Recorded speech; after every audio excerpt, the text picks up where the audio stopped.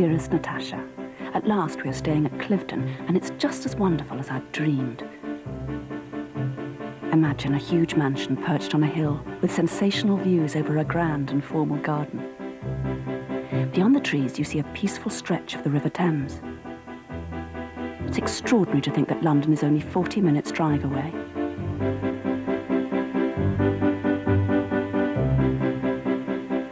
A few minutes ago, I saw some other people arriving, and I remembered how I felt when we came up the drive towards this great mansion, and I didn't know what to expect.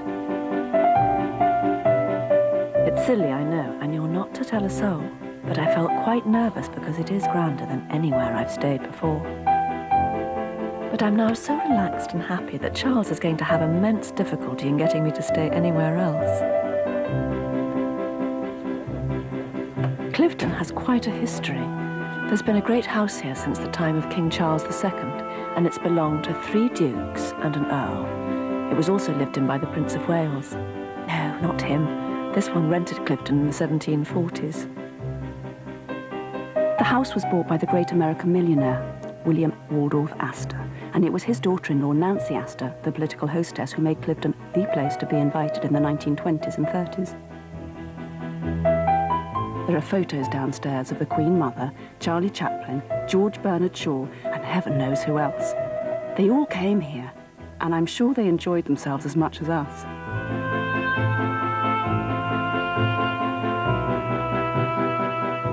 The bedrooms and suites are perfect. What I like are the personal details. There are lovely fresh flowers, guests' names on a card on the outside of the door, and there's even a drinks tray. When we arrived on Friday night, just as my heart was sinking at the thought of unpacking, there was a knock at the door and a maid popped in and offered to unpack for me. I could have hugged her. Everything's like that here. Just what you want, just when you want it. No fuss, no pressure, no problems. It really is like staying in the very grand private houses one has only read about. As a memento of Cliveden, I bought a couple of little things for myself and some presents for you. This morning, after breakfast in the French dining room, I made for the pool. Actually, there are 2, the original outdoor pool set in its own garden terrace, and an absolutely fabulous indoor pool, air-conditioned and ozone-treated.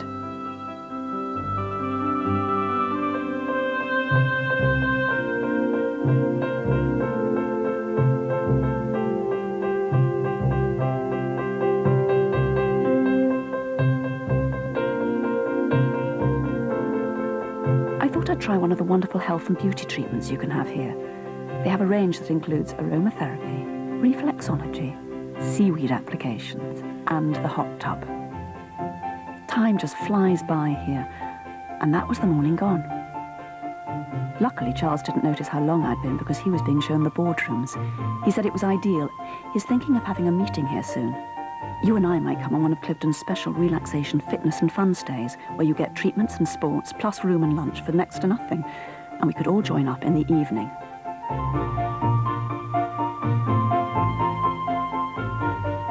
They do a tempting light lunch in the pavilion where the pools are, but we wanted to try the terrace dining room. The food was delicious. All the staff are so polite and friendly here. They make you feel as if you own the place. I can't think of anywhere else in England you can eat in a room with such a gorgeous view. After lunch, Charles had more business to attend to. He says it's so peaceful here, he does more work than in the office. And I was sorely tempted to go back to the pavilion for more beauty treatment and a swim. But instead, I went for a look around the grounds. The National Trust consider them to be one of their 10 greatest treasures, and there are nearly 400 acres to explore. There's so much to see that Cliveden have made a guide tape, narrated by Robert Hardy, to help you enjoy it. The water garden has been planned to look beautiful all the year round, so I know you will enjoy it in whatever month you visit it.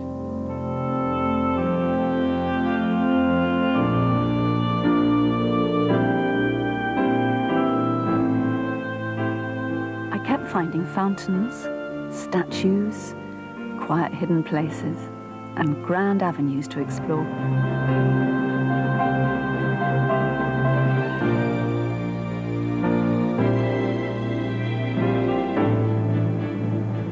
Every so often I glimpsed the house and thought how amazing it is to be staying here. As someone said, it's much more than a hotel. It's lovely to know Cliveden have horses. I may go riding tomorrow. Oh, there's so much to do. I wish we were staying longer. I also want to have a game of tennis. There's an indoor court that's one of the very best in England, with a sprung wooden floor like a ballroom, put in by Waldorf Astor.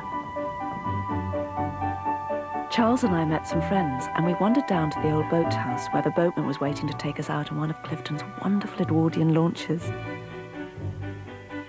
I made a mental note to ask Charles about booking one for Henley. It would be simply heavenly to turn up at the regatta in a launch with a Cliveden picnic.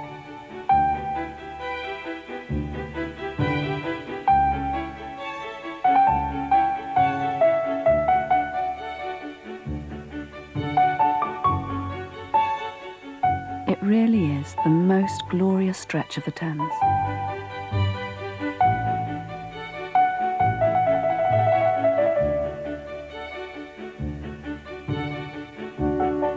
In the afternoons, one can relax in the boudoir or the Great Hall. The stairs are lined with portraits from Cliveden's history.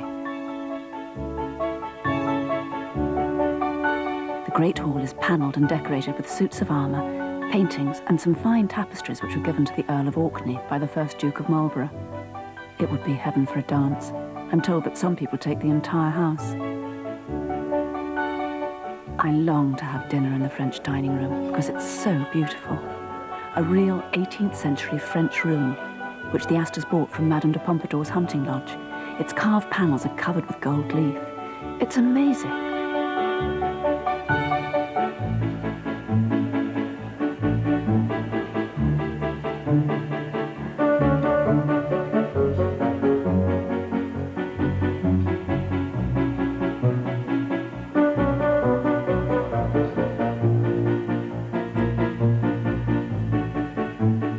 Last night we tried the Michelin star restaurant, Waldo's. It has a very private feel. There are less than 50 restaurants in this country with such an award. I think I enjoyed that meal most.